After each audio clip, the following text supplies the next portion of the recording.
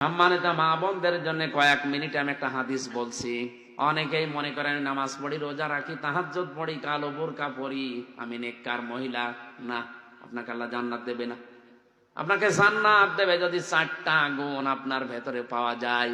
1 নম্বরে, স্বামী যখন বাইরে থেকে আসবে, দুনিয়ার সব কাজ মেয়েদের জন্য তখন সব নিষিদ্ধ, সব শেষ। আপনি স্বামীকে সময় দেবেন, এইটা আপনার আসল কাজ।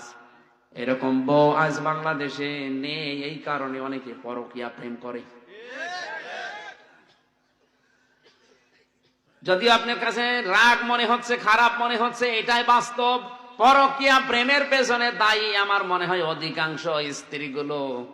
যদি একটু রেসপন্স করে, সময় দেয় নবীর হাদিসের দিকে তাকিয়ে, নবী বলেন যখন স্বামী আসবে দুনিয়ার সব কাজ ওই মহিলার জন্য স্থগিত।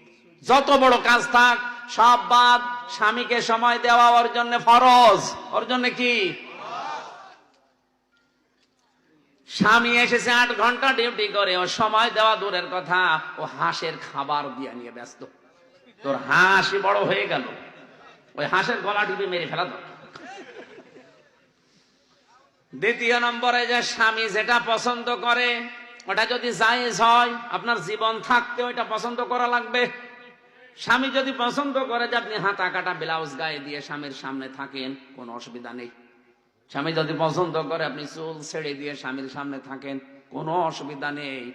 আর যতগুলো চুল আপনার স্বামী দেখবে অতগুলো সওয়াব হবে। স্বামীর চুল না দেখিয়ে উনি মেলায় যাচ্ছে চুল দেখাতে।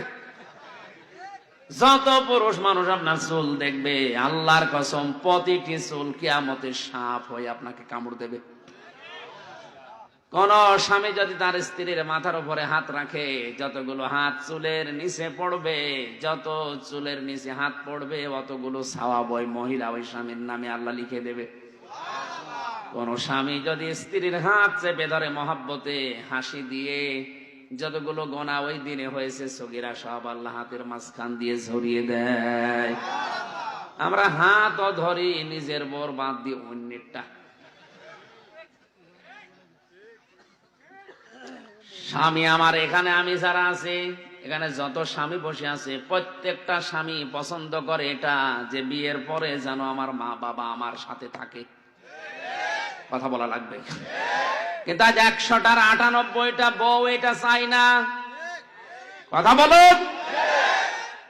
এই জন্যই তো বৃদ্ধাশ্রম তৈরি হচ্ছে, এই জন্যই তো আলাদা হওয়ার সিস্টেম বাড়তেছে। খালি বারবার শ্বশুর বাড়ি থেকে ওরে বুদ্ধি দেয়, আলাদা থাক, আলাদা হয়ে যা, ভালো খেতে পারবি। আরে বেটা, ওর পেছনে আজ 25 বছর শ্রম দিলেও যে বুড়ো বুড়ি তারা এখন ডিলেট। কার কার বউ এরকম আছে যে আলাদা থাকতে চায়, বউ মা বাবার সাথে থাকতে চায় না? হাত তোলেন তো।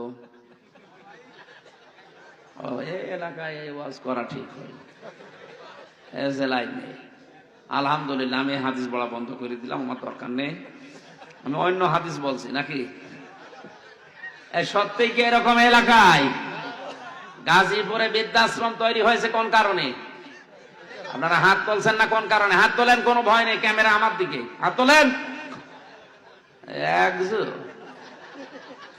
তাও সে হাত তুলেছে, ও মুরব্বীর বউ বেশি আছে কিনা সন্দেহ। ও তো বউ বেশি থাকা সম্ভব না।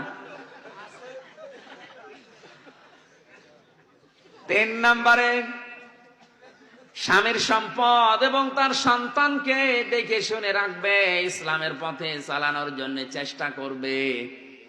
4 নম্বরে, স্বামীর মনে দুঃখ দিয়ে কোনো কথা, কোনো বরদোয়া দেওয়া যাবে না, এটা হারাম। পৃথিবীতে ফেরাউনের মতো এত বড় ভয়ঙ্কর নাফরমান জানোয়ার স্বামী কারো কপালে? কথা বলেন না কেন? কি জানোয়ার ছিল, নিজের স্ত্রীর হাতে পেরেক লাগিয়েছে, পায়ের ভেতরে শলাকা লাগিয়েছে, কপালে পেরেক লাগিয়েছে, আর মাথার উপরে গরম তেল ঢেলে দিচ্ছে। কোরআনে কারিমে আল্লাহ একজন মহিলার নাম দিয়েছে যাকে আল্লাহ জান্নাতে একটা ঘর বানিয়ে দেবে। ইযে ক্বালাত রাব্বি ইবনি লি ইনদাকা বাইতান ফিল জান্নাতি ওয়া নাজ্জিনি মিন ফিরআউনা ওয়া আমালিহি ওয়া নাজ্জিনি মিনাল কওমিজ যালিমিন। ও গাজীপুরবাসী, এটা ইউটিউবে কালকেই ছড়িয়ে যাবে, হাজার হাজার মহিলারা এটা শুনবে শিক্ষা নেওয়ার জন্য। ফেরাউনের স্ত্রীকে আল্লাহ ঘর এমনিতে বানিয়ে দেয়নি।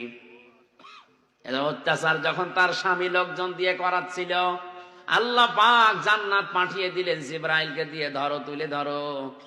হযরতে আসিয়া জান্নাত দেখার পরে খুশি হয়েছিলেন, ডাক দিয়ে বলেছে, মাবুদ ওই জান্নাতে তুমি আমার জন্য একটা ঘর বানিয়ে দাও, যে ঘরে বসে বসে সব সময় তোমারে দেখা যায়। তুমি আমার এই অত্যাচার দেখে, আমার উপরে জুলুম দেখে রাগ করো না, মন খারাপ করো না। আল্লাহ, আমার উপরে যে আমার স্বামী লোকজন দিয়ে অত্যাচার জুলুম করায়, এই জুলুম থেকে তুমি আমাকে বাঁচাও।